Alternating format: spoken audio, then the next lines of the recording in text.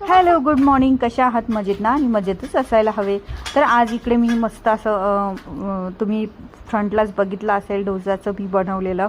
तर विहांसाठी मी आज खूप छान असे डोसे बनवले होते आणि उत्तप्पम पण बनवले होते. खूप छान हेल्दी आणि टेस्टी होते. व्हेजिटेबलने असे भरपूर मस्त असे डोसे बनवले होते.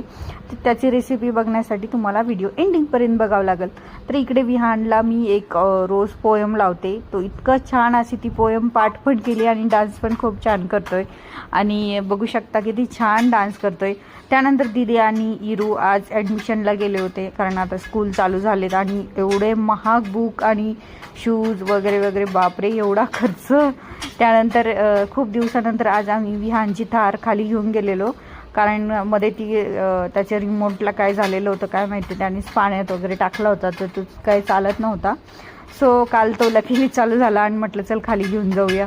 तर तुम्हाला एक रेसिपी दाखवते. मी इथे अर्धी वाटी मूग डाळ, 1 वाटी पांढरी आपली उडदाची डाळ आणि 2 वाट्या तांदूळ घेतले. ते 2 तास भिजवले आणि छान असे बारीक वाटून घेतलं.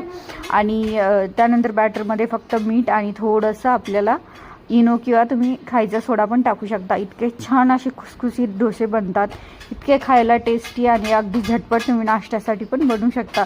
आणि बघू शकता आजकाल मुलं व्हेजिटेबल खात नाही, तर असं द्यायचं. बाय. असं संपवलं आजचा दिवस.